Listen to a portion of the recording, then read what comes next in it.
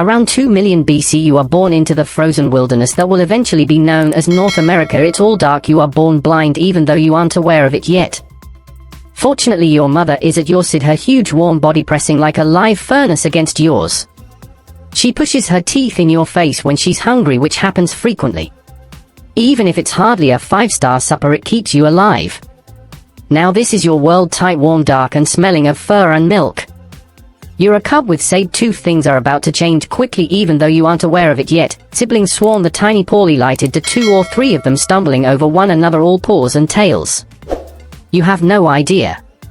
They have no idea. It appears that survival is a team effort in which nobody is an expert. Although she still gives you food and warmth, your mother is also having difficulties. You all go hungry if she and your father don't bring back enough meat. Here, intermittent fasting is a deadly reality rather than a lifestyle choice. Then your father comes back one day. He is the leader, not just the returnee after a hunt. He makes the decisions about when you hunt, eat, and even ask your mother for extra milk. A real alpha. It's time to study the family trade, hunting after a few months. You watch as Dad opens his jaws almost 120 degrees and then plunges his enormous fangs into his victim in a single, powerful stroke. You attempt to imitate him. You stalk a rabbit, get close, and try to jump, but you miss it entirely. You're left feeling hungry and ashamed after the rabbit disappears. You see your parents looking at each other, likely thinking if you're a letdown. But you persevere. You eventually get your first kill. It's clumsy and ungainly, but it matters. You're discovering that patience is more important for predators than size or teeth. Then the big day arrives, your first significant adult hunt. It resembles a championship match from the Ice Age. The intended victim? An enormous ground sloth. Your family stalks stealthily across the snow, moving in unison. Dad latches onto its neck and attacks first. Mom enters and reaches for the legs. Your siblings and you join the battle. Everyone eats their fill for the first time in days as the sloth falls to the ground. Just cold meat and full tummies. No glory. Peace, however, is a fleeting state. When you get back to the den, you find a new sibling, adorable, but a major issue. There is no longer enough room or food. It's obvious it's time to go. You go it alone with your 2 elder siblings. You first stick together and hunt as a team. One diverts the victim, another prevents them from escaping, while the third, often Dwight, merely observes. For a moment it works, but family members might become foes because to hunger. One day, as Dwight approaches too closely, you find yourself snarling over a partially consumed hair with your claws out. Your siblings depart to pursue their own survival after a few stressful situations like that. You are really alone now, for the first time.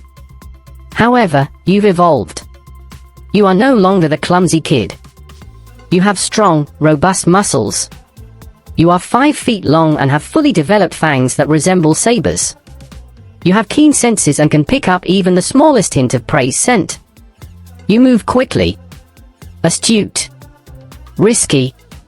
You start asserting your own dominion. Trees being scratched. Leaving traces of smell. It's dangerous since you might be challenged by other predators. They do, too. But eventually, you come across a less crowded, quieter neighborhood. Although there isn't much prey, there is enough. You get better slowly.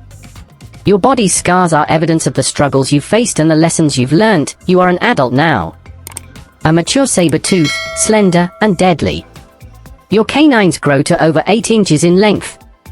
Ironically, if one breaks, it's useless because they are fragile. Therefore, you use precision rather than force. Then you run across her, another saber-tooth, one day. She is fearless.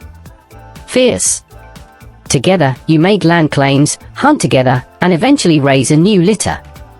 You hunt anything from mammoths to bison and sloths. For once life is good right up until the strangers show up. They move like predators but without claws or teeth, walking upright and in groups. They are effective despite being silent. Coordinated. They don't leap. They aim. One turns in your direction. There's a flash. The air is sliced with a harsh whistling sound.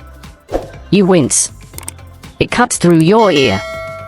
You sprint as you dash through the icy tundra, your heart races. You're not the hunter for the first time in your life.